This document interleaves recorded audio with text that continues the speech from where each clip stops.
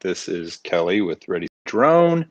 Um, I am a little bit late getting this thing up on to YouTube, so I think I might have to wait a little bit to see if a few people hop in. But I wanted to just spend a bit of time with you guys and do a call-in show today and see if maybe some folks wanted to call in to me and we could talk about drones. We could talk about our current plans for the summer, what we're going to do, where we're going to be going, what drones we're going to be flying. Hey, I see Brandon Rain and Geeks Vana. Hey guys, thanks for hopping in.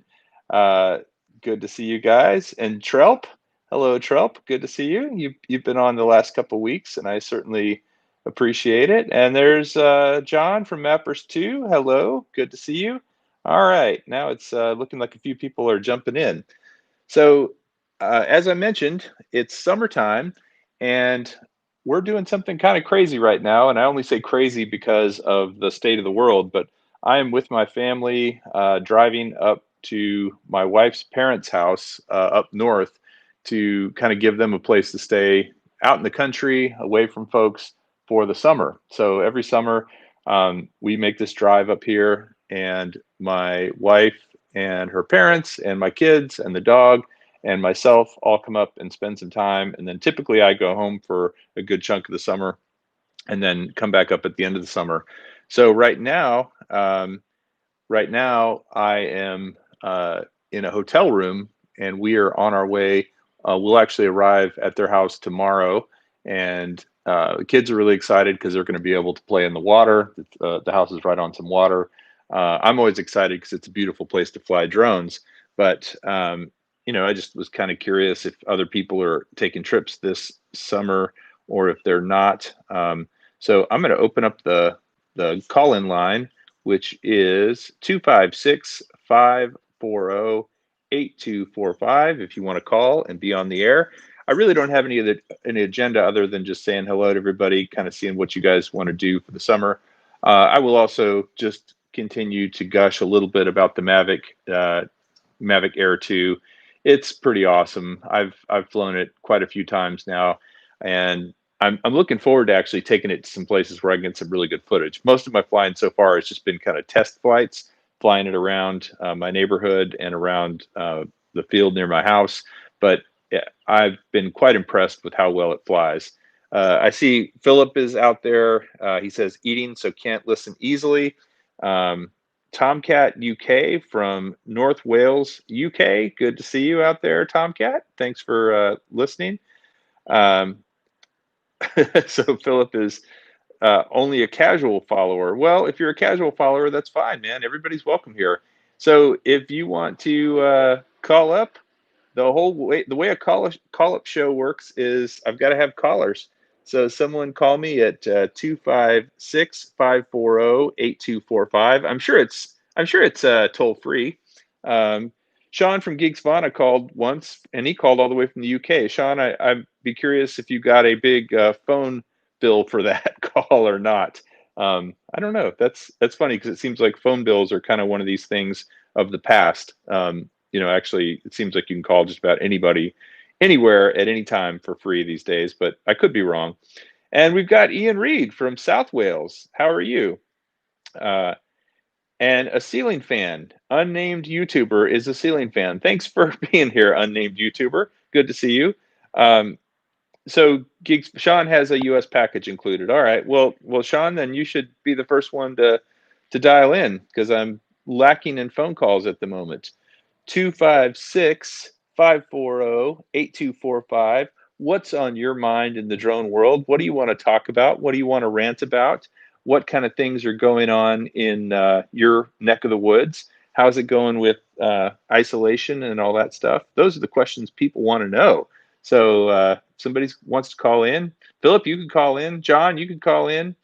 Kenny Newton, Las Vegas, Nevada. How are things in Las Vegas? I hear you guys are reopening. I imagine that's also going to be a little bit of a weird experience, a little different than it was in the past. I have always enjoyed my trips to Las Vegas and hope that I can go back sometime, but probably wouldn't do that until things are a little bit more normal. But every place has its charm, and Las Vegas As a matter of fact, also one of the things I've always wanted to do around Las Vegas is actually go out into the desert and do some flying because I think that would be really cool. All right, I've got my first caller. I'm going to see who it is. So stay tuned. Hello? Kelly, it's Sean. Hey, Sean, how are you? Hello, sir. I'm good. How are you? Excellent, excellent. It's about midnight your time, isn't it? Or even later? Is it already? 11 o'clock, actually. 11 o'clock. Okay, so you're Yeah. I'm actually in the Eastern time zone right now, so it's 5 hours different rather than 6. Because Okay. normally I'm in Yeah. Central time zone.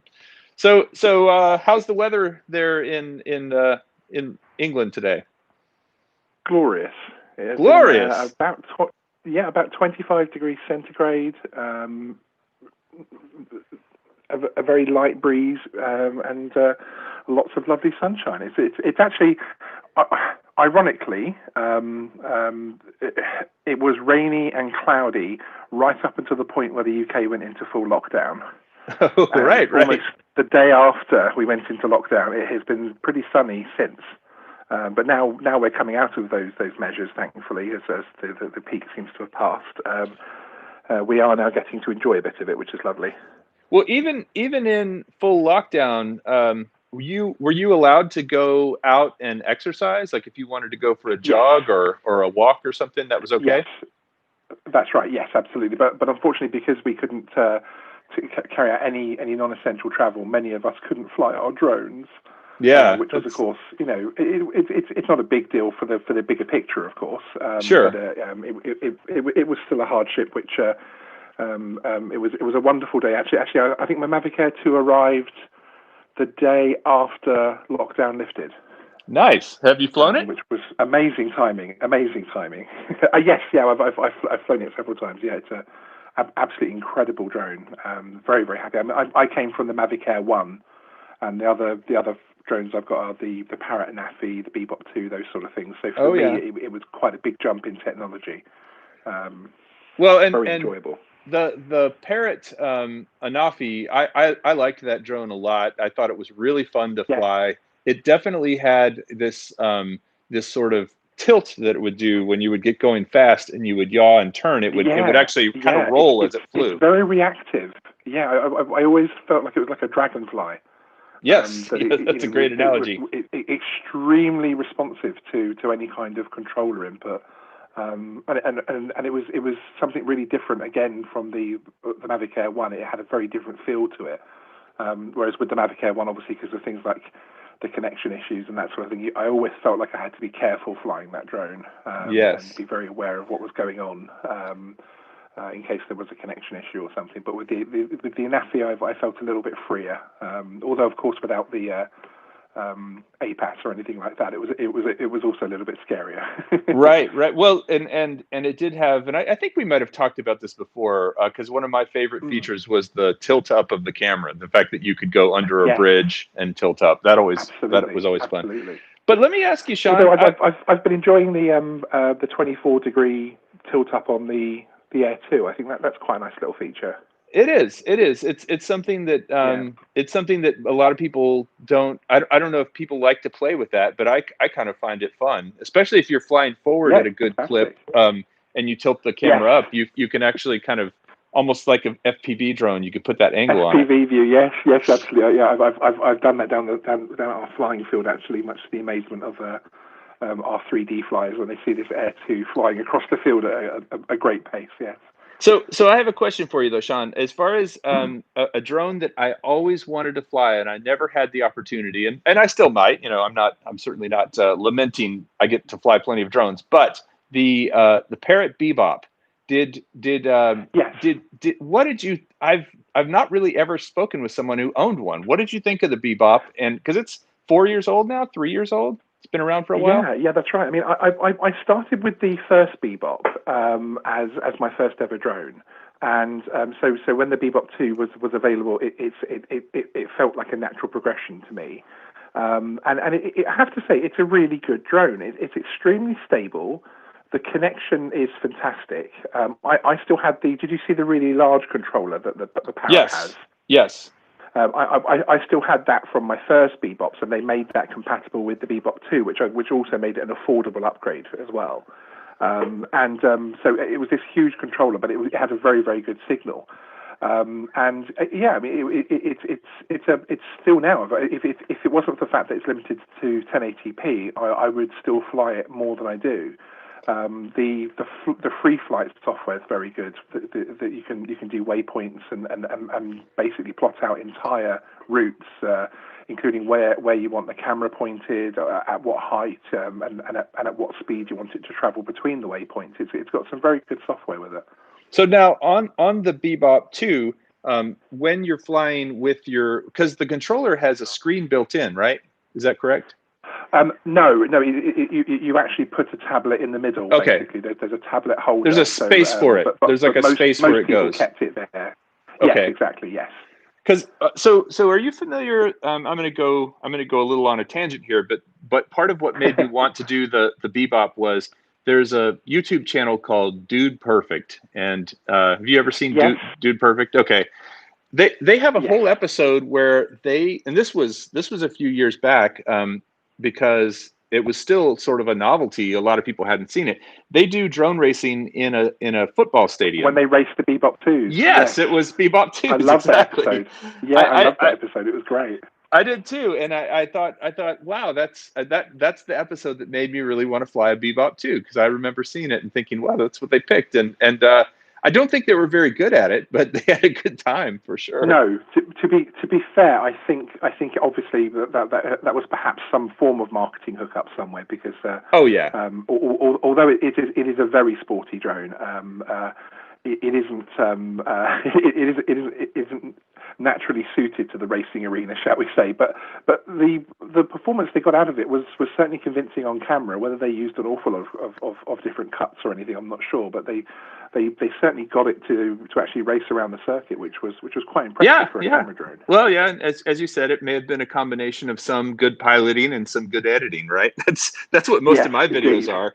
If it looks like I know what I'm doing, it's all editing. Yeah, we all need we all need a great edit, don't we? So the other one, Sean, if you've never seen it, and I want to say it was either Top Gear. I think it was Top Gear before they switched to the Grand Tour. The DRL, the Drone Racing League, did a thing with Top Gear. Did you see that one where they flew through a bunch of abandoned? Or no, it was during a Smash Up Derby, I think. Okay. Yes. Well, it's that's right. Yes.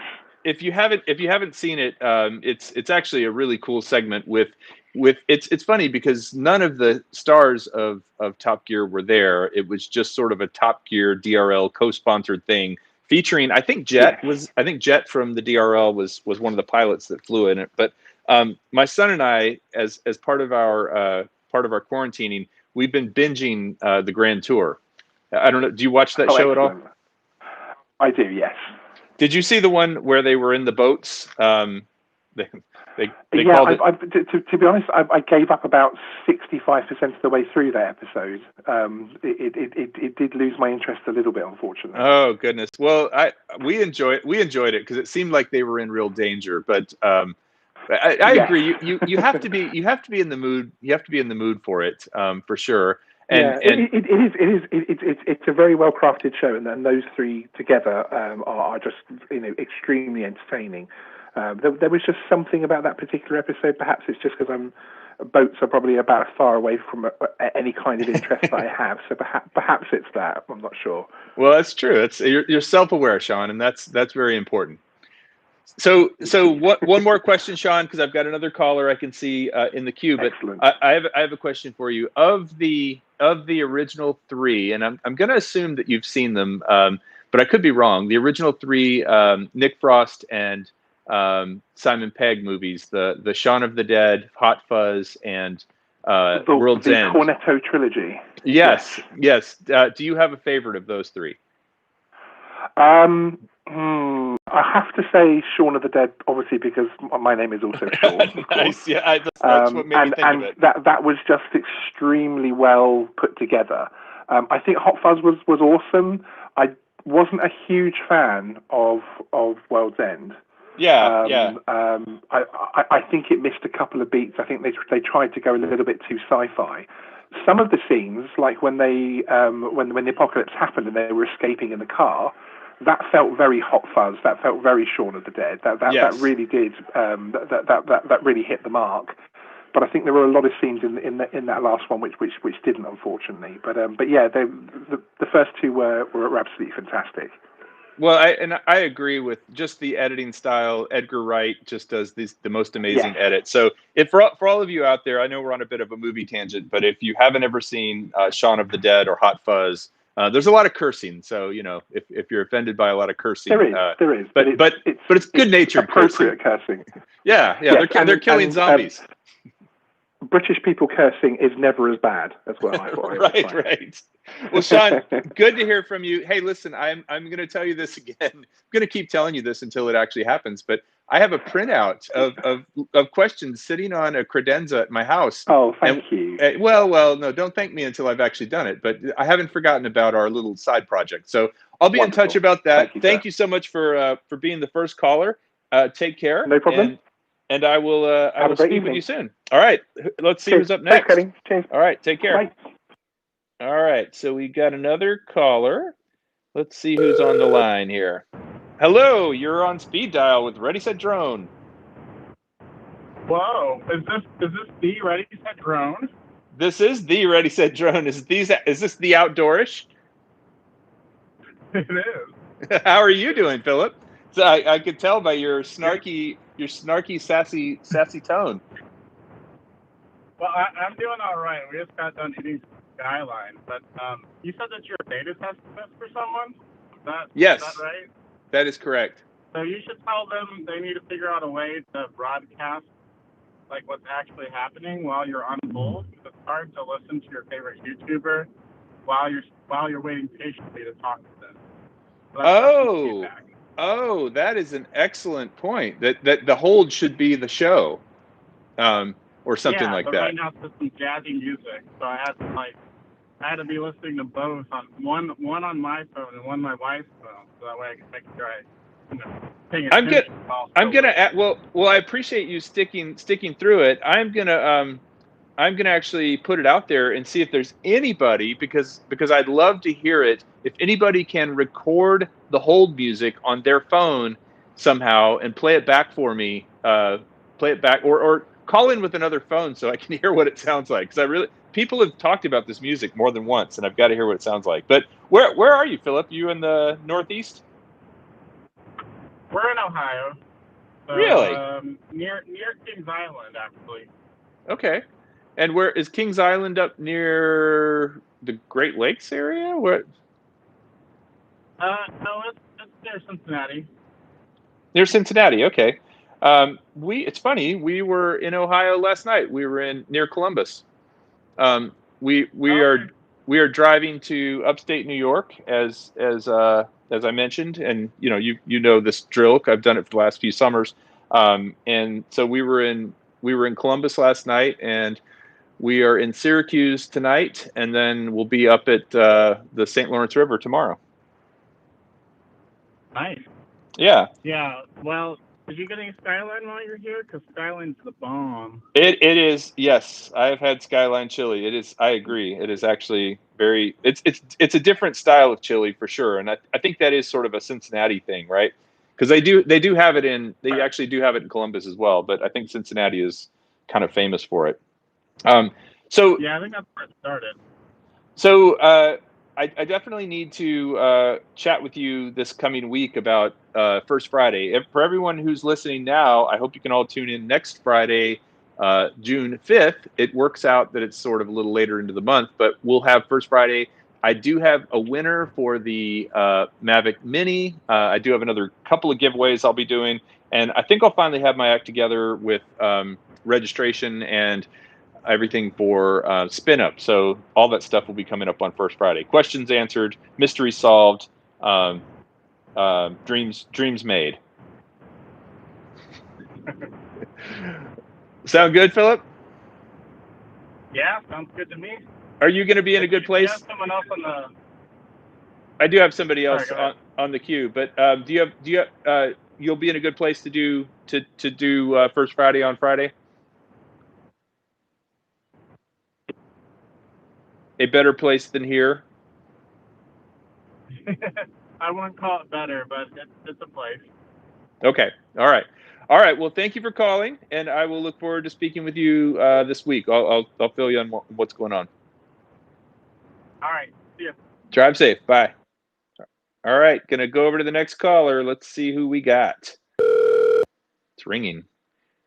Hello, you're on speed dial with Ready Set Drone. Who is this? Hey, Kelly, it's Mel. Hey, I recognize that. Mel, Let me you're one of those people you're one of those people that you won't have to say your name. I'll pretty much know your voice. Oh, yeah, most likely that's true. You do have a good voice for radio and a good face for radio, as we've all said. Well, were you able to record the music? I was, and I'm trying to see if this. Well, I don't know how to make this. I don't know how to make this thing. Oh, wait. All right. Well, it's playing it back, but there's no audio on it. So let me call you back again in a minute, and I'll get this audio file transferred over to the computer where I'll be able to play it for you. Okay, I appreciate that. All right, Mel, I'll call you back in a minute. Okay, I'll talk to you in a sec. Mel is taking one for the team, and he is going to call us back and let those of us who have not ever been on hold on this program listen to what the hold music sounds like. But in the meantime, I'm still waiting on another caller. I see, while I'm waiting, I'm going to give some shout outs to my man, Chris Hope. I see Chris Hope out there. I see Shane with We RV the Johnstons. Shane, have you been doing some RVing? I hope so. I hope you've been able to get out. Although I know that the places you generally spend your time are quite beautiful, so maybe you don't need to travel. Who else is in the chat here? Let's see. We got Charles Meyer. Thanks for being there. We got Agent K. Agent K, the mystery man. I would love to speak with you, Agent K. Good to see you here, because you have those symbols there after Agent K, and I'm curious what sort of symbols those are. So if you want to come out of your hiding and your mystery, please feel free to call in at 256-540-8245. I'm looking for the next caller. And as I said to everybody, we will be doing First Friday next Friday, which will be, Tech Drone Media. Hey, good to see you. We will be doing First Friday next Friday, which will be June 5th at 7 p.m. Central. All right, I've got a caller. Let's see who it is. All right, you're on speed dial with Ready Set Drone. Who am I talking to? You're talking to Jim Breen in Savannah, Georgia. Hello, Jim. How are you? I'm fine. I'd like to thank you for all the wonderful videos I've watched of you on YouTube. And I just have a couple of questions for you. Sure. One, I haven't been flying them for about a year. What happens is I got into it and really got hot to trot for the drones. And I had several different models. But the problem I'm having with them is that I've got about a dozen of them around my living room that are not working. And I wonder if, you have some information on how to repair them, because that's been a problem for me. And also maybe you might recommend some drone of that, it's not in the high dollar bracket for newbies like myself. Sure. Well, so what, let's get specific. What is wrong with one of these drones? Let's just talk about. Well, that's what I can't figure out. I think it's probably the motors. Instead of taking off, like it should, it starts spinning around. And I figured, well, maybe one of the motors is shot or something. Could it be, the first thing I would guess, could you have one of the props on upside down or backwards? Like, could you have, that the props, the propellers have pushers and pullers, and if you put a pusher in a puller spot, it'll make it go kind of crazy. Do you think that might be an issue? Yeah. Well, I'm glad you pointed it out, because I'll have to check that. Yeah, that would be one thing to check. And I'll tell you that the trick generally with most drones is that the two diagonal propellers should match. So the two that are diagonal from each other should match, and then the other two diagonal should be the opposite from those first two, and they should match as well. So if you notice, you just kind of look at the way they're curved. You notice they want to be curved the same direction. So that could be one thing. You're right. It could be a motor. It also could be something else, Jim, that is I've noticed before is you want to make sure that when you turn the drone on, depending on what type it is, a lot of drones calibrate during the first few seconds that they're on. So if you turn it on and you're holding it sideways, and it's not, it's a toy. Typically, a toy drone will do this, but they need to be sitting flat when they're turned on. So basically, turn it on, set it down on a flat surface right away, and then try to take off. If you're holding it sideways, what'll happen with certain toy drones, then it'll think that sideways is actually straight. So instead of going level, it'll try to go to that sideways position, thinking that's what straight looks like. Does that make sense? Yes, it does. Yeah, thank you. Yeah. Well, what type of drone is that? The one that's going all crazy on you? Well, I got several different models. None of them are really expensive. They're all under $100, I think. One of them is RC. Is it RC?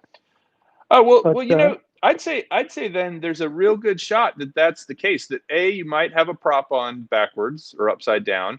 So check that. B, make sure when you turn it on to set it down on a level surface and just let it sit there for a minute and let it. They do all those beeps and boops and everything. Let it do all the beeps and blips while it's sitting flat, and then try to take off. That might help tremendously.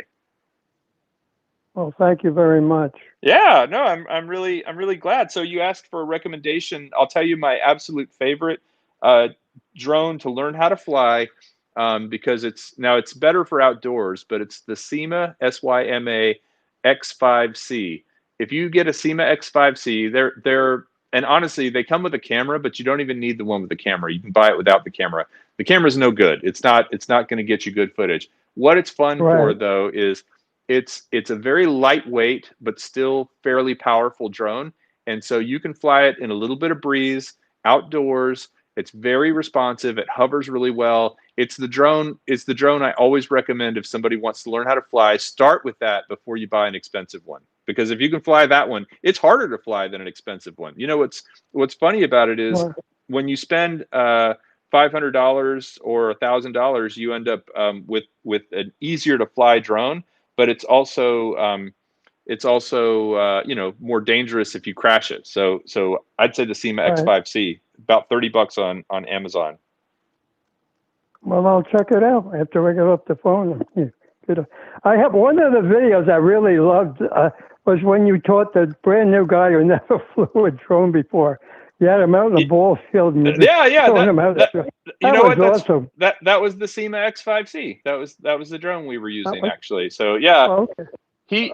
That guy he was an intern at my company, and he's very very handsome dude. I know his mother. Like that's how I knew him. She asked if he could intern at my company. Anyway, he is now in Los Angeles and is in several commercials. I see him on TV pretty often, so that's kind of cool. Yeah. Wow. Well, thank you for the call. I've got some other folks in the queue, so I'm going to jump over. But I really appreciate you calling in and listening, and thanks for doing that. Peace and blessings. We'll be looking for your video soon. And let us know in the chat if the recommendations work to get your drone flying. Oh, okay. Thank you very much. Take care. Bye-bye. Bye-bye.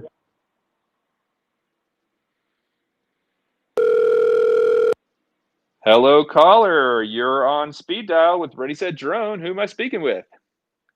It's me again. It's Mel. You just have to say me. Okay. Do you have the music for us? I do. Are you ready? Okay. This is the hold music for now. This is not just for speed dial. This is for anybody that uses this system. But let's check it out. Go for it. Are you hearing it? No, I'm not. It sounds like nothing. Oh goodness. Let me turn up.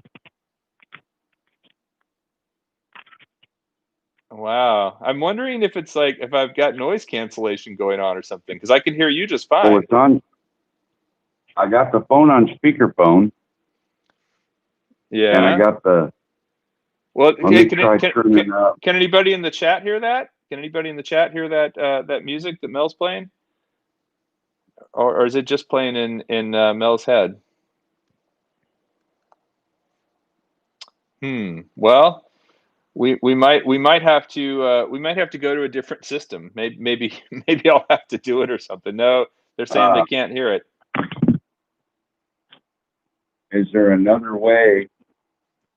Is there another way to connect the audio to the call? Well, hey, Mel, actually, while I've got you, I just had a caller on a moment ago, and you may have been doing something, and you might not have heard that. Did you hear my last caller that I was speaking with? Yes. About the drone that goes. Yeah, he said it was kind of flipping over.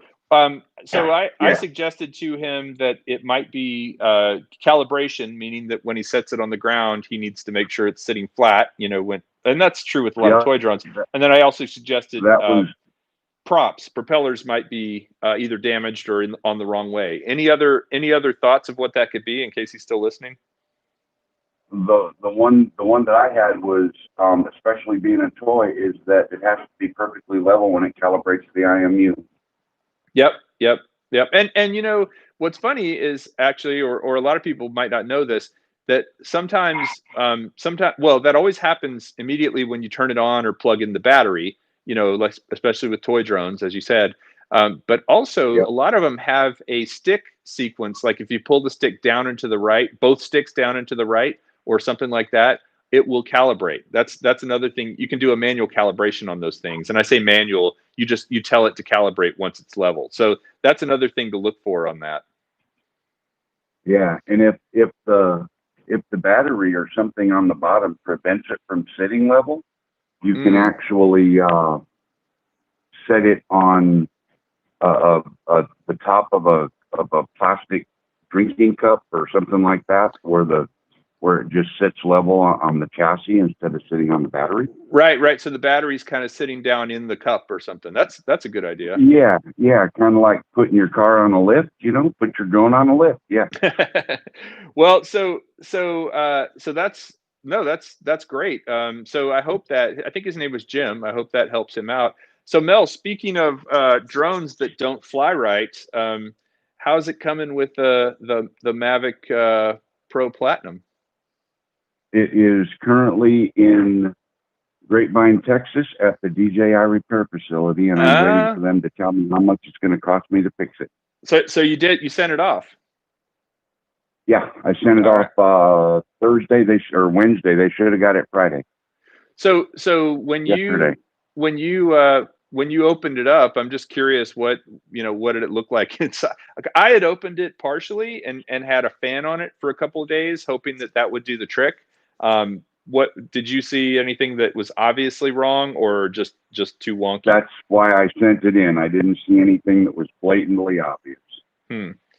Yeah, and one thing I learned, I mentioned this actually. I think I might have mentioned it on Speed Dial. Is when you pull one of those covers off, there was a multi-pin, like a multi-pin ribbon cable that comes off, and it's a real bear to get that thing back on. I don't know if you noticed that. Well, it depends on how you pull the covers, but yeah, there's a lot of stuff that can come unplugged if you take things apart in the wrong order. Yeah, I went a little willy-nilly with it, a little haywire on it, but it's all good. Well, I appreciate you trying to record that for me, Mel, and I hope. Well, I have the audio file. I just don't know how to play it on your show because of the way you're doing your show. Yeah, I don't know either, man. This is all new, uncharted territory for me as well. And I will say, I've gotten great support and feedback from the folks that the tech people that are the coders that are making this software. So thank you guys for dialing in. I think every time someone calls in, they're analyzing the quality of the call, and they're just kind of seeing how it goes. Yeah, I mean, there's been certainly a lot of people that kind of don't like the audio only format, and I agree with Philip on a couple of things that it should be. If you're on hold, you should be able to hear the show. Number one, and number two, exactly. Number two, that I really think this would be so much better if you could actually close the YouTube app and continue to listen to it, which you can't do. If you close the YouTube app, it cuts the audio, which kind of sucks. Yeah. The other thing would be if they could do anything about the latency, because from the phone call to the output on YouTube to the end user to the end listener is probably 30 seconds. Or 30 seconds. Yeah. Yeah. But that's true of all live streaming, isn't it? I mean, isn't that kind of well, it depends on your connection, depends on what you're using to stream with and all that. Yeah. Yeah. All right, Mel. Well, I've got more folks in the queue, so I'm going to jump over and see who's up next. I appreciate you calling. Always good to hear your voice. I put the recording through my headset so that it would be good audio, and I put the phone on speakerphone, and I stuck the headset on the phone, and I'm really sorry you didn't hear it, but that's what I was trying to do. Well, actually, hey, Mel, just can you text it to me or and I'll tell you what I'll do. I'll play it during First Friday next week. Okay. Cool. I'll get it sent to you somehow. Yeah, just Dropbox or Google Drive or something. All right. Yep. All right, man. Well, you doing all right? You taking care of yourself? Best I can. Yeah. Best I can. We're having spikes down here, but oh well. Yeah. Well, just you take care of yourself and be safe. And the last thing we need is anybody in our community getting this craziness. So that's right. But we're a bunch of smart dudes, so I don't think that's going to happen. Smart dudes or smart Alex? A little bit of both. Goodbye, Kelly. All right, take care. Bye, Mel. All right, we got another caller coming up. Let's see who it is. Hello, caller. You are on speed dial. Ready, set, drone. Thanks for calling. Who's this? Hey, thanks for having me. This is Tim, Four-Eyed Canine. I'm in the chat. Hey, Tim. Four-Eyed Canine. Good to see you. Just had a quick question about battery storage. I have an Evo 1. Okay. It's about 6 months old. I've heard a bunch of different things about storing it at 25%, 50%. My main question is if I were to store it for a long period of time, over the winter, for instance, here in Colorado, it gets unable to fly for cold weather. So sure. What's the best percentage, I guess, to store it at? And also, I guess I'll ask you another question if you want to answer that. Yeah, well, let me give my best shot on that. And I will tell you, this is one of those hot button topics that a lot of people have opinions on. So I think there's a range of good answers. I don't know that there's a perfect one, but what I understand is that you want to be around 50 to 60% on storage, for a period of time, that you want to not ever run it all the way out. And I think with the Evo, as well as with DJI batteries, there's intelligence built in, so you can't run it too low. It's gonna shut down before you can run it too low. And then that you do want to occasionally run it down below that 50 to 60%. So you don't want to just always run it to say 60% and then recharge it. You want to run it down to that 15, 20% every once in a while, just to kind of keep that range. Now I know that was more true of older batteries, nickel metal hydrides and stuff like that. But I just feel like that's still a good practice. But I think the answer, and let's see how many people in the chat here either agree or disagree. I think the answer is 50 to 60% for long-term storage. Now, okay, so if I fly the drone down to 20, 25%, when I get home, do I have to charge it back up to 60% and then store it? Or do is 25% so Kenny Drones is saying Evo batteries automatically discharge after 7 days. And you can change that in the app. Charge all the way to zero. I've noticed that if I charge a full battery and then it rains for 3 days, I notice it starts declining to about 50%, and then it doesn't really drop very fast after that. It kind of and I think that sort of makes that case of wanting to store it around 50%, right? Yeah, it doesn't drop all the way to zero, which is what I thought it would discharge all the way to 25% or 15% or something, and then just. But it holds around 50. So if, like I say, when I come home and I know I'm not going to fly for a while, drop it down to, if it's 25%, I always fly till I'm around 25, 20%, and then I come home. So put them on the charger, charge them till they're 50%, and then put them away. Well,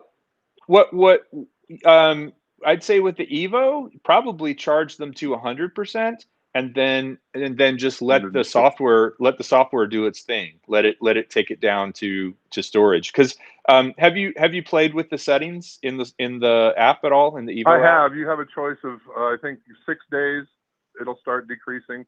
5 days, 4 days. I think it'll, you can pick anywhere up to 6 days, and it'll start decreasing. I just didn't know what it did. I knew it like ran them down to a certain point, but just from observing, it usually takes it down to around 50%, and then it doesn't decrease after that. It just sits in the bag for.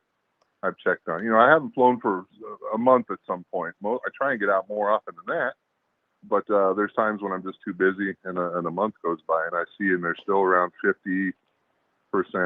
Yeah, I they think do that's decrease. I think from that's a full charge, but not all the way. But I think that's where they want to be. I think that 40 to 60% range is kind of where they want to sit. And what I understand is if you leave them too full, you've got a lot more chemicals in there, and that's when you'll get the kind of puffy, swollen batteries if you leave them sitting for a long time at 100%. Right.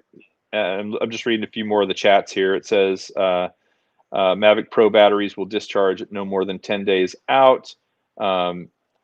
It says it also has to do with temperature. Yeah, and that's another thing too, is definitely if you're in a cold environment in Colorado, do you keep them in your garage or in your house, or where are they stored? And I keep them in the house. The house is usually around 70 during the winter. Yeah, okay. The heater on it. Yeah. But, no, I think if you've got your app, your Evo app set up to discharge them down to 50% after 6 days, I think that's fine. Well, you can't pick the percentage. You can pick the days of how many days before it starts depleting. Well, I guess if you're gonna, I never knew until I actually watched it. If you're gonna put them into storage, though, then you might want to just have that be as soon as possible. So if the shortest amount is 3 days, then set, or whatever that is, 6 days, 3 days, set it to the shortest period that when it will start dissipating, and then just charge it back up to 100, and then it should. And then you might just, after three days or however many you said, or 6 days, go in and just, I've only flown the Evo once or twice. That would count as another cycle on my battery then. If I were to charge my battery, go fly, bring it down to 25%, come home, charge it back up to full just to let it store, that would count as that's probably true. That's probably true. You might be better off than if you're concerned about count of your batteries, which is legit, because those things only have so many cycles in them. Maybe the thing to do then is, if you're going to store them for a while, try to only fly them down to 50%, and then just leave them. Where you've got in that? 2 out of 4. Well, it depends on how many batteries you have, right? If you got enough batteries, you can do it. I got 3, but yeah. Well, so what part of Colorado are you in? I'm in northern Colorado, Longmont, about 12 miles north of Boulder. Nice. And is it still kind of chilly up there, or is it starting to get warm? No, we're in the 80s lately. Yeah, it's summer's coming, but it only lasts 3 months up here. I'm from Florida, where it's always summer. Yeah. At least here we got 4 seasons, and it's beautiful. My favorite season's coming up, fall. I'm going to get this thing up in the air and get some colors of the trees from a view I've never seen before. Well, except from somebody else's helicopter. I do believe that in either late September or early October, we're going to do a meetup in Colorado, outside of Dillon. Oh, really? Somewhere outside of Dillon. Yep. I know where Dillon is. Yeah, that's up by Oz. Yeah. Well, exactly. That's he's going to help me with the location and all that stuff. So, are you familiar with Spin Up, the event? I've heard of it. I've seen it online. Haven't been to it. No, well, I just got my first drone back around Christmas, and we're going to do Spin Up virtually. We're going to do Spin Up virtually this year because of Corona and travel and everything on September 12th, which is a Saturday, and then we're going to do an in-person meetup at the end of September or early October. If you've ever been to Dillon, there's a lake. I think it's called Lake Dillon, and there's a pavilion that you can rent, and it's all Class G airspace, so you can fly there. And so we are going to rent that pavilion and do the meetup at pavilion. It's just a matter of the date that we can do it. So I hope you can make it down. Is my point. Nice. I will definitely try. Just if you put the link somewhere. I'm not near my computer now, but I'll get back to it and I'll link it. Oh yeah. Well, I'll tell you what. Check out the Definitely, date. if you've never watched before, or even if you have watched before, first Friday of every month, I do a live stream, like an actual video stream. And this coming Friday, I'll have a lot of details about Spin Up. So if you can watch it live, great. And if you can't, then check it out on demand. I have one other question though before I let you go. What's the four-eyed dog thing mean? The four-eyed canine. Four-eyed canine. Yeah. I own Basset Hounds, and Basset Hounds are my life. They're better than people, and I love them to death. So I've had them all my life, and I just love to show them off. I have a 30-second video on my YouTube channel. I was going to start a YouTube channel regarding dogs, but it's kind of got a little bit of drone footage, and I've deleted some gaming footage, and I don't know what I want it to be yet. But I'm just more into the dogs than anything. Once I start breeding them, that's my dream, is to breed Basset. Nice. And, many years ago, I co-wrote a song about Basset Hounds, and I'll tell you what. If you stick around and keep commenting on my live shows and such, at some point I will sing that song about Basset Hounds. Yes, I will play it and sing it. I'll do that. I'll remember that. It's all about Basset Hounds in my underwear. Not really sure how they got there. All right, man. Well, it's good talking to you. I got another caller, so I'm gonna let you go and jump over. But I appreciate the call. Have a great night. Thanks for your time. Okay, take care. Bye-bye. All right, we got another caller coming up here. Let's see. Hello, caller. You are on speed dial with Ready Set Drone. How's it going? Oh, hey, Kelly. How are you today? I'm doing well. How are you? I'm doing well too. Thanks for asking. I figured I'd give you a call in. I've been a fan of your channel. I think you've done a really good job of being an ambassador of the drone community and the hobby. And didn't make it to Spin Up. I appreciate the offer to everyone. Just had some affairs. I was just unavailable, but definitely would like to come out, meet you one day, or I'm in the Phoenix area. If you ever come out to Arizona, nice. I mean, it's really, it's really a great area to fly drones here. I just feel like we have no wind. I mean, I've been flying, I've been flying DJI drones now, for 3 years, and I mean, literally can fly with never encountering wind in Phoenix. I mean, it's rare to have extreme temperatures, or I mean, excluding the summertime. I mean, like extreme conditions where the drone is because I'm from New York originally, and I grew up right next to Kennedy Airport, and I just compare my experience that I've had here to where I would have grown up, and I'm assuming we would have probably been able to fly like where I grew up. I grew up on Long Island, right next to Kennedy Airport, but like the first town, from the bridge and tunnel cities. And you can see like all the, back in the 80s, I was a kid in the 80s, and I remember like seeing the Concorde fly over the house. Oh, wow. That's and, cool. It was great. And I think if you, but I mean, I think if kids in the 80s, I think if you had to ask most of them who were into aviation, like if you ever could imagine some type of a flying object, like in the future, what would it look like? I think a lot of people would say probably the Phantom. You can conceive like a camera on that kind of an object, but I'm telling you, a Mavic, like the Mavic design of an aerodynamic aircraft. I think in the 80s it would be like with a camera system like it has. I mean, we would be just hard pressed to imagine something like that. Oh, and I 100%. I've thought about that so many times because as a kid, I flew a little bit. I flew radio control airplanes with my dad. And we would get maybe a couple of minutes out of flight of a plane, and then it would invariably crash. Like neither of us were very good at it. We enjoyed building them, but just to think, oh no, it blows my mind. If I could go back and tell myself, my 15, 10-year-old self, what I'd be doing with drones and stuff today, I wouldn't have believed it. Yeah, I'm amazed. We were at such a pivotal time at this moment where we're all really should enjoy the technology. I mean, it really is. It's fantastic. It's addicting. It's productive.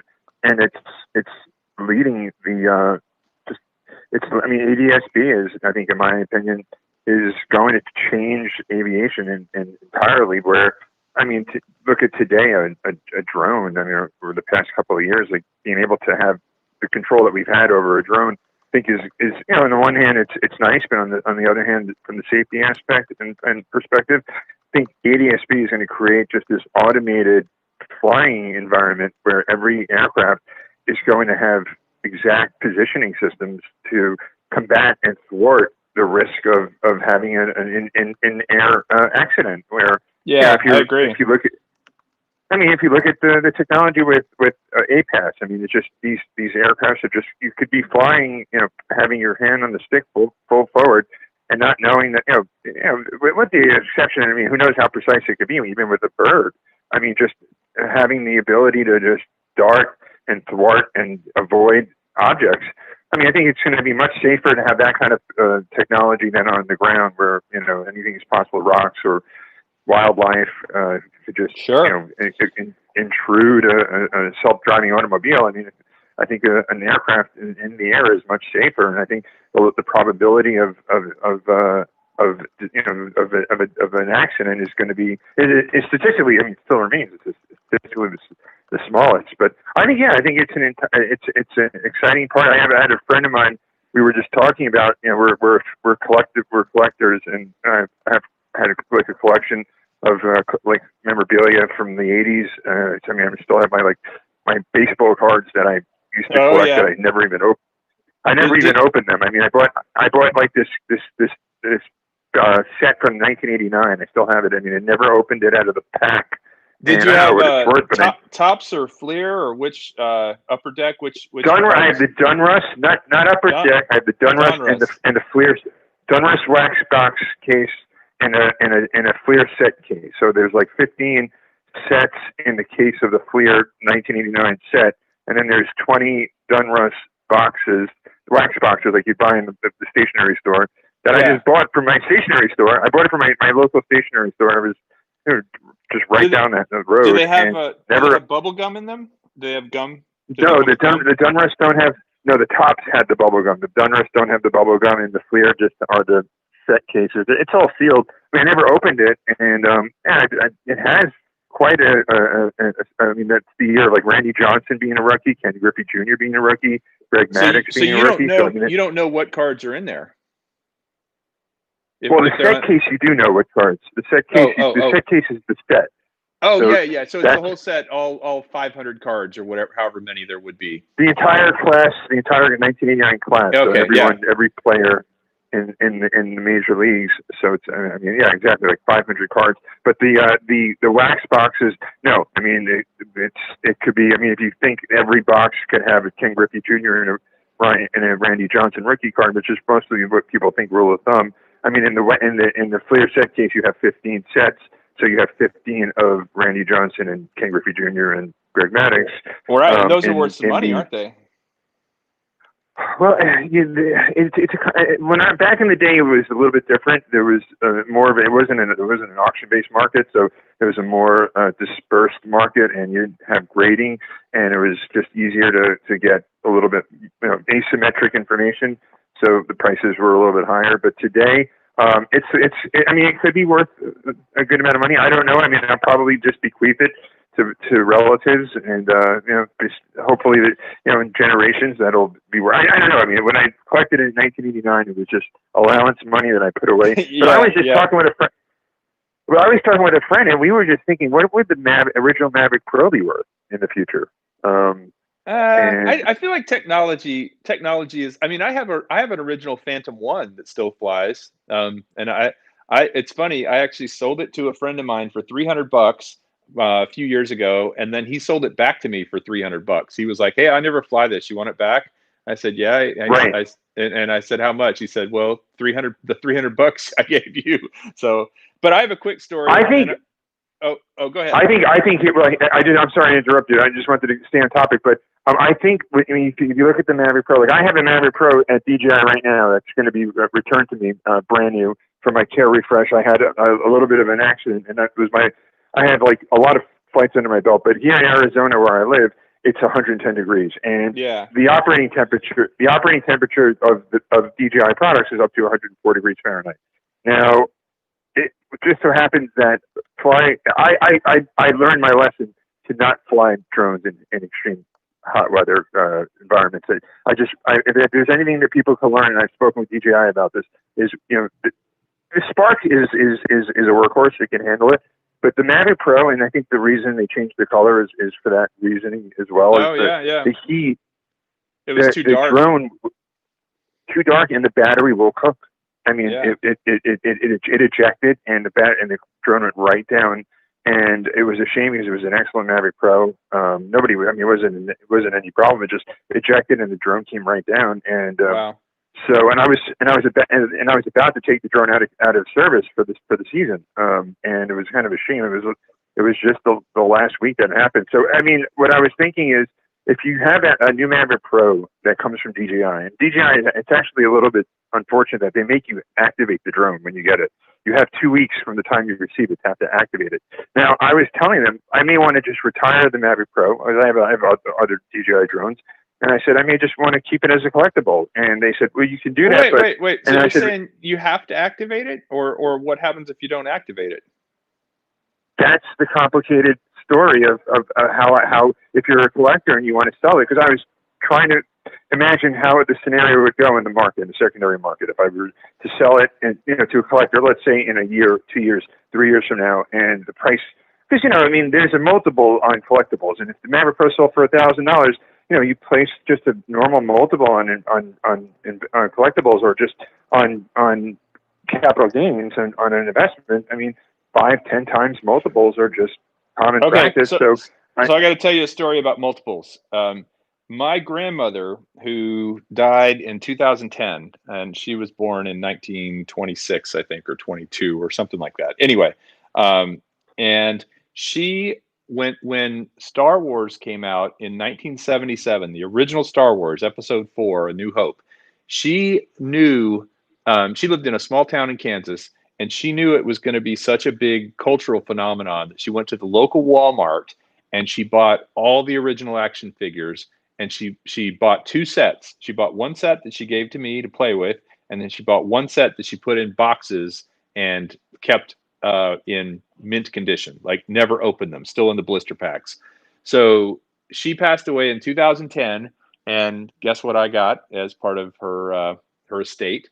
I got all of her old Star Wars action figures, and of course I needed some money at one point, and I sold them for a lot more than the some of them still had the Walmart price tags on them. I think she paid, I don't know, like $4.99 per action figure, like $5 per action figure. Wow.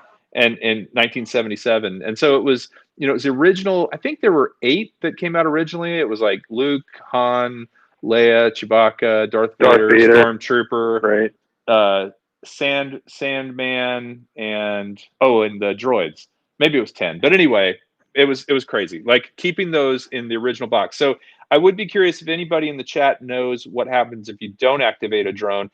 Actually, so here's another thing. And you never said your first name. What's your first name? My name is David Martin Graff. Oh, all right, David Martin Graff. Nice to meet you. Well, David, one of the things that I'm curious about is I actually have a couple of drones that I am saving to give away during spin up that I've never activated. So they are still in the box, and I've received them in various ways. Some have been purchased, some were given to me. But I'm curious if they go bad, like if they sit for too long. You know what I mean? That's it. When I spoke with DJI, it was kind of a complicated, convoluted explanation. But because what I said was, if I were to sell the drone to a collector, I said they said yes, you would be the original owner, and they could verify. You could verify it. Because you have to verify whether or not it's stolen. I mean, obviously, when you're selling it, there's got to be some organized process in the secondary market. So then they said, but the only problem would be is the drone has to be activated. You have 2 weeks to activate it. Otherwise, then it would create an issue, and you'd have to go through tech support. And there's a possibility you have to send the drone back, and we would have to send you a new one. And then if you fast forward that logic, recently there was some news that DJI has lost a patent suit to Autel, where there's their judge ruled that they're to not sell or distribute any Mavic Pros potentially. So well, that also is. Well, David, I was going to mention two things real quick on that. Sure. And that is actually, I think what they were saying was if you don't activate it, but you fly it, you have to. If it's still in the packaging and you don't activate it, then I don't think it matters, because I've had drones that have sat for weeks, but I think it's they want you to, from the first time you fly it, you have 2 weeks to activate it.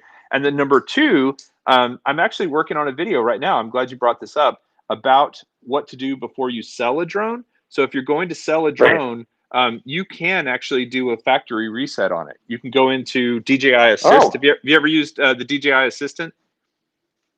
I've used a DJI Assistant, but that's a good thing that you brought to life. There's actually a factory reset. So it's kind of like if you're selling a phone or something, where you can set it to factory settings.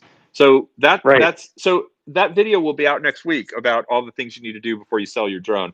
But David, I've got a few people in the queue. I want to. Okay, I don't want to take up any more. I'll let you get to more calls. It was a pleasure talking to you, and thank you. And I look forward to that video, and just saying hello to the rest of the drone community. Thank you very much. Take care, David.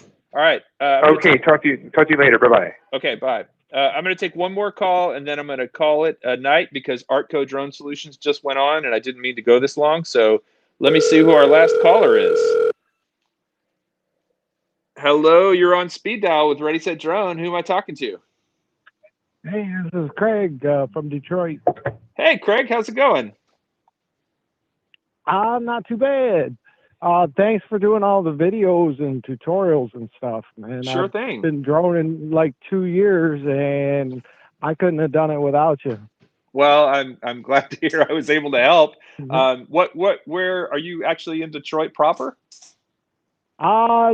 Little town just south of the city called Lincoln Park. I was actually on Lake Erie, droning speedboats this morning. Nice. On the border between United States and Canada. So very, very cool. Well, last September I actually went to Detroit for business, for work, and walked around downtown and got to spend a little bit of time with a friend who lives in Grosse Pointe. And man, I really regretted not bringing my drone, because it seemed like it would have been a fantastic place to fly. Yeah, I've been wanting to get some shots of the Ambassador Bridge, but I don't want to get in trouble with customs. I think you want to. I think you want to stay. I think you want to stay away from anything where you're flying over international bridges or international lines. Right. But hey, and by the way, I don't know if you know Bill from Metro Drones, but he's from that area as well. No, I don't know him. He's in. If you go in the chat, you'll see Metro Drones. He's a great guy. He's come to Spin Up and helped me out tremendously, and so he actually is a professional drone pilot with his Part 107, but lives up there. So actually, if you had questions about where you can and can't fly, he might be able to help you out. Right. Sorry, Bill, I'm volunteering you. Well, so what are you flying? Are you flying a Mavic? I got a Mavic Air. And nice. Thing is, I'm ready for my second drone. All right. What are you thinking? Well, I'd like the OcuSync. I want the distance. And I do a little photography, but not much. I'm more of a just freestyle, Yeah. Well, the Mavic Air 2 has OcuSync, and definitely, the range is good on it, and certainly the flight time is fantastic. Right. See, now I got my Mavic Air, the battery on the controller is getting a little weak, and I was looking at the two, and I was hoping they would come out with a package with the smart controller. Oh yeah, well they might. I mean, I don't even know if that firmware update has happened. Do you know if that firmware? I know they were supposed to do a firmware update that would allow you allow you to fly it with a smart controller. Has that happened, or do you know? Have you seen any videos They on it? says I have heard it's supposed to happen. I don't know if it has yet or not. Because if I'm going to buy another DJI drone, I would not like to have to purchase another DJI controller that I won't use when I get the smart controller. No, the smart controller is fantastic, and the fact that you can fly more than one drone with it, that's something that I feel. My other thing I wish is that some of the batteries were more cross compatible. That you could put a Mavic 2 battery in a Mavic Air 2 would be really nice. I understand they're different, power systems, but a little bit of reusability would be appreciated. But that's how they make their money, right? It's just like the phones being slightly different sizes. You got a new case and you need a new cable and all that stuff. I don't crash mine that often, and for the price, I don't care. I get a lot of fun out of this thing. Yeah, well, that's awesome. Well, so are you someone who waits until everybody's kind of tried it out first? Like, is that why you're waiting about the Mavic Air 2, or what's your? Well, I also would like to experiment with something not DJI. But I'm not that fluent in drone lore. Well, I'll tell you the Skydio 2 is pretty awesome, but it does not have great range. And so if you're looking for one with good range, it's not. It uses enhanced Wi-Fi, and so it's not something that you can fly a great distance like you can with an OcuSync drone. Yeah, well, that's like even going out over the across the lake, straight line of sight today with my Mavic Air. I was losing signal at about 2,000 feet. Well, so you mentioned chasing speedboats. Do you publish these videos? Is there anywhere we can see them? I probably did about 20 minutes of boat chasing today. Probably, my guess is I probably got maybe 1 minute worth of usable footage. That's always the way it is. But I mean, I guess what I'm saying is, do you publish videos on YouTube? No, I've never done it yet. Maybe that 1 minute can be your first video. Right. I'll tag you in it when I do. Okay, I appreciate it. Well, I'm gonna let you go, Craig. Right? Yes. Well, Craig, thank you for calling. I'm gonna let you go. You're gonna be my last caller because dinner just arrived here at the at the casa, and so I'm gonna go eat some dinner. And also, everybody, if you're still listening, I would encourage you to jump over and listen to and watch Artco Drone Solutions. He's on right now. I did not mean to go into his show.